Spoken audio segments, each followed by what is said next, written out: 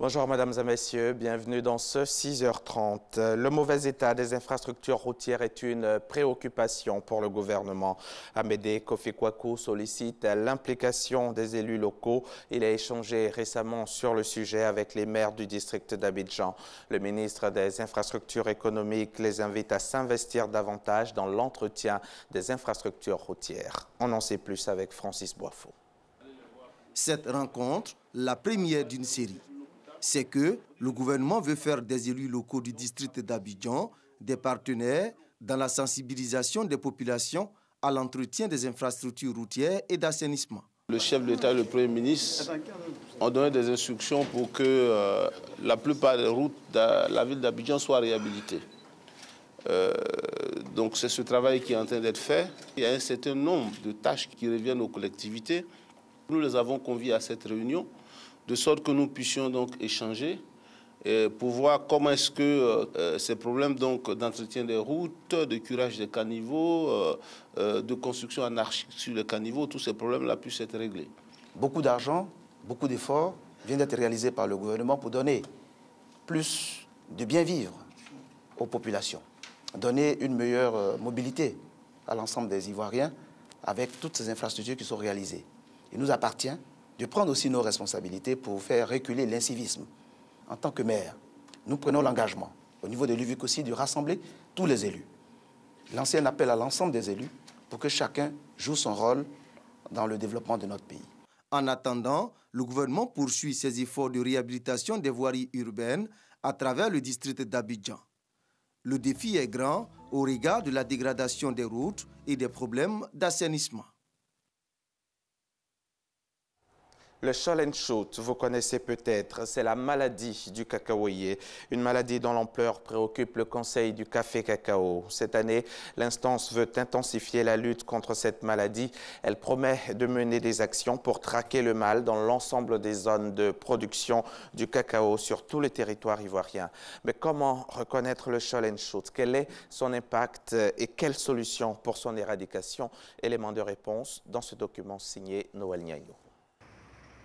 Les vergers de cacao de Soubré, Vavois, Bouaflé, comme ceux de l'ensemble des autres zones de production de Côte d'Ivoire, sont menacés par la maladie du Shoal and Shoot. Alors le Shoal and Shoot est une expression anglaise qui signifie gonflement des rameaux.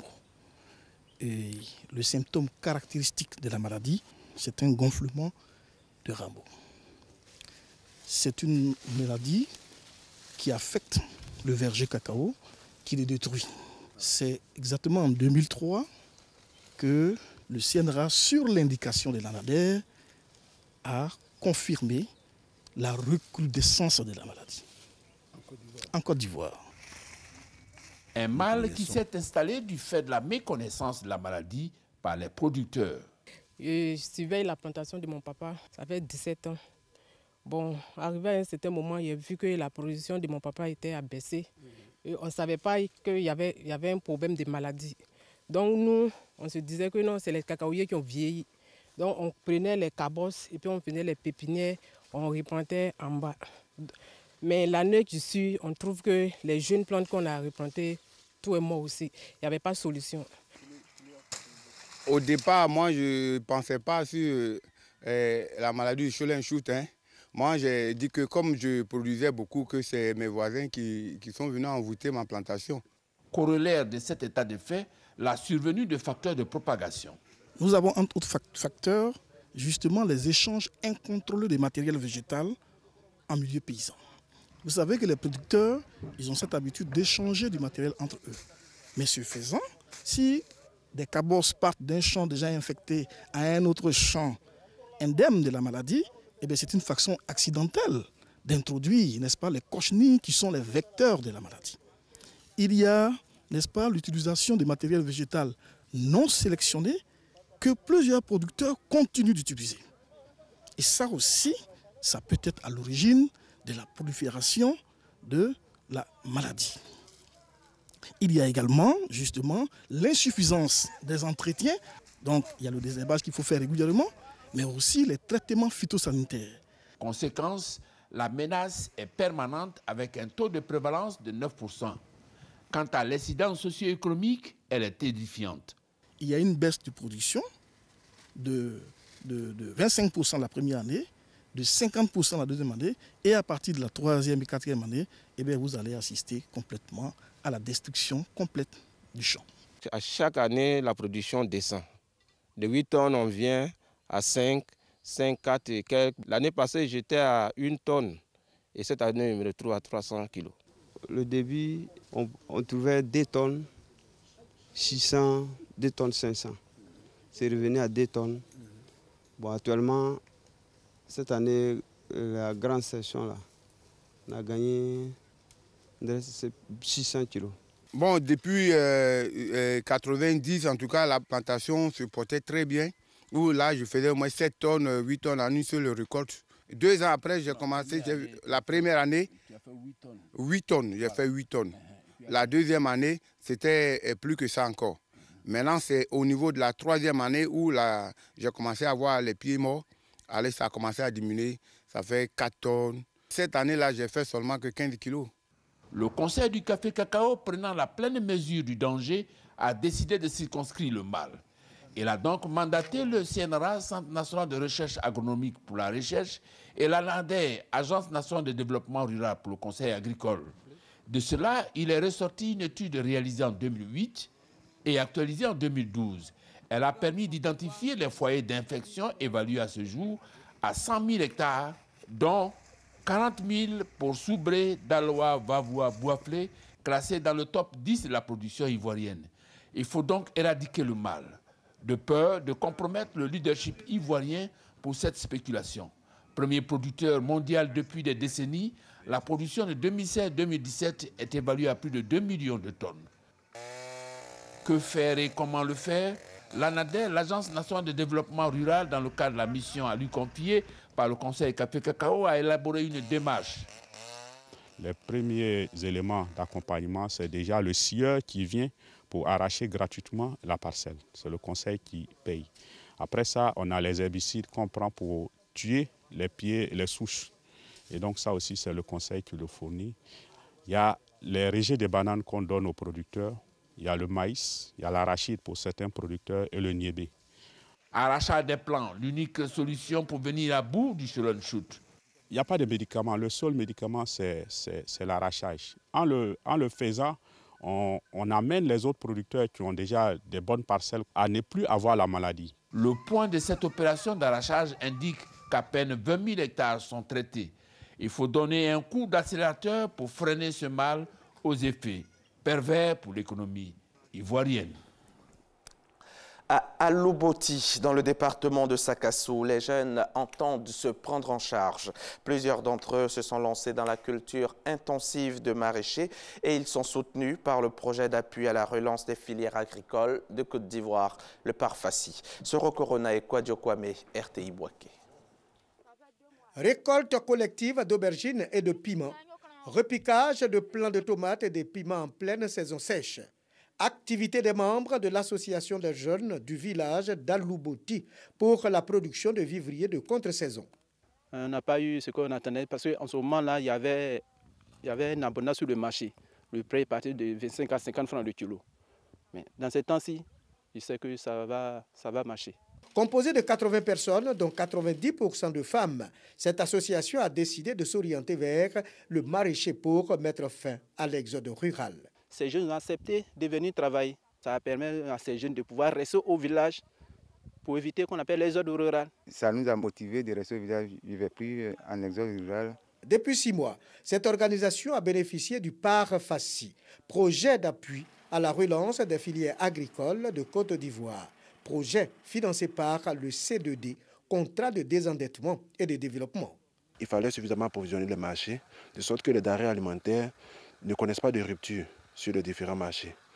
Donc, à travers ce projet, il y a des périmètres qui ont été aménagés avec un système d'irrigation goutte à goutte. Si le projet est bien accueilli, la commercialisation de la production reste une difficulté majeure. On n'arrive pas à vendre normalement nos produits parce que notre piste là est très mauvaise. Quand on s'est envoyé les acheteurs, on a dit que la route est mauvaise, donc arriver ici diminue le prix des produits. La difficulté, c'est que le projet est bienvenu, Mais il y a le problème de ce qu'on appelle l'irrigation qui pose un peu de problème. C'est que les tuyauteries, l'eau n'arrive pas sur toute la superficie. Et ça demande à ce qu'ils arrosent aussi de temps en temps avec, à la main. Prévu pour s'achever fin mars 2018, les jeunes d'Alouboti comptent poursuivre le projet pour la culture intensive des vivriers et surtout lutter contre l'exode des jeunes vers les villes. C'est le projet qui prend fin, mais ce n'est pas ce qu'on appelle la terre est là. Donc nous allons nous organiser pour continuer le travail et faire venir encore d'autres jeunes qui sont encore en vie, qui ne font rien. La commercialisation et le mauvais état des pistes villageoises ne sont pas les seules difficultés qui plombent la volonté de ces jeunes de s'établir au village et contribuer à la lutte contre l'insécurité alimentaire. Une formation sur les nouvelles techniques culturelles s'impose à ces jeunes. Du côté d'Abengourou, ils sont entre 350 et 400. Ces commerçants touchés par l'incendie d'une partie du marché central. Nombre d'entre eux occupent les trottoirs aux alentours du marché incendié. Ces commerçants sinistrés hésitent encore à s'installer sur le site de recasement provisoire mis à leur disposition par les autorités municipales. Le constat de Jeanne Toubé. On croyait le marché principal d'Abengourou dépeuplé après l'incendie qu'il a subi. Que non. Ceux dont les magasins et étals ont été épargnés sont restés en place et les victimes squattent le trottoir, notamment les vendeuses de poissons frais et ceux qui tiennent les boxes de matériel et accessoires électroniques. Comme le marché est brûlé, donc nous sommes obligés de venir sur la route et de venir vendre. On voit que ce n'est pas prudent, mais on est obligé de faire avec. Nous sommes tous dans Abengourou, donc si on dit qu'on n'a qu'à participer ou cotiser un peu pour qu'on puisse reconstruire le marché là, on peut le faire 5 francs, 10 francs, c'est l'argent. Je sais que c'est une voie, mais comme il n'y a pas les moyens, comment on va faire là? On doit rester d'abord. Difficile aujourd'hui d'emprunter la voie principale qui mène à la mairie, car le long de la clôture du marché et sur le trottoir en face du côté des supermarchés, des vendeurs et des commerçants se sont établis. Acheteurs, visiteurs et automobilistes se disputent le macadam au risque du danger. Voici le goudron qui n'est pas assez large. Au coup d'un dépassement, peut-être un peu me toucher. Au cas où si j'étais dedans, peut-être venu garer juste au bord. Ça va au moins, la route sera sera pas prise.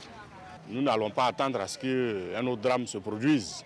Donc c'est pour cela je pense qu'il est urgent qu'on trouve une solution palliative pour que la voie soit dégagée. L'occupation du trottoir par certains commerçants sinistrés est l'expression de leurs motivations individuelles et de leur manque d'inclination à rejoindre le nouveau site. Quartier Agnikro.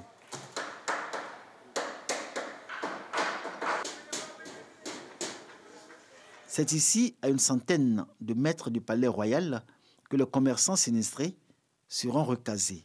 Un site qu'ils connaissent bien et sur lequel certains d'entre eux ont même commencé à aménager.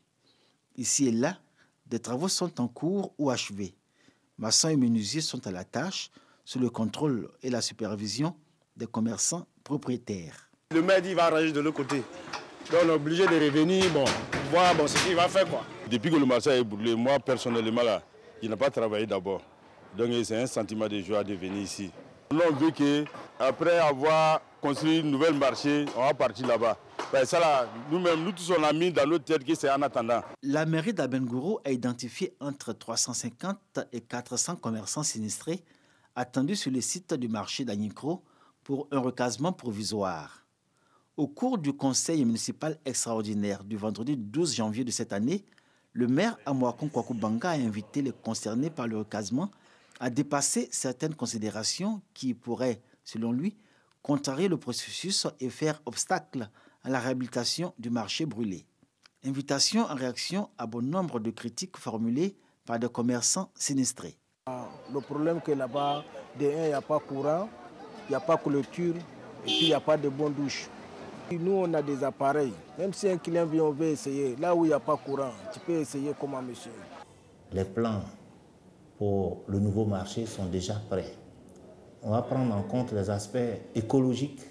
Le marché sera entièrement équipé de matériel moderne, de détection incendie. J'invite tous les commerçants du marché central à regagner le nouveau site qu'ils ont choisi eux-mêmes. La mairie d'Abengourou ne cache pas que le manque à gagner en termes de recettes journalières est considérable, sans toutefois donner de chiffres. Malgré l'assurance donnée aux populations par le maire pour la réhabilitation imminente du marché, il y a ceux qui s'en félicitent et les autres qui voient dans les propos du maire Amoakon Kwaku Banga une promesse à des fins électoralistes. Ex-footballeur de légende, George Weah, investi président du Libéria ce lundi matin à Monrovia. Son arrivée au pouvoir ravive les attentes et les espoirs que sa victoire a soulevés, surtout chez les jeunes. C'est la première fois depuis les années 1940 qu'un chef de l'État démocratiquement élu succède à un autre au Libéria. En Afrique du Sud, les hauts responsables de l'ANC sont réunis ce week-end. Au menu, les dossiers courants du parti. Mais l'avenir de Jacob Zuma est sur toutes les lèvres. Le président est sur la sellette depuis qu'il a cédé la tête du parti. Selon les médias sud-africains, même si officiellement le sujet n'a pas été évoqué, il aurait été abordé et l'exécutif de l'ANC se serait résolu à demander la démission du président de la République. Fin de ce journal. Merci beaucoup Hamza. Merci Marcel.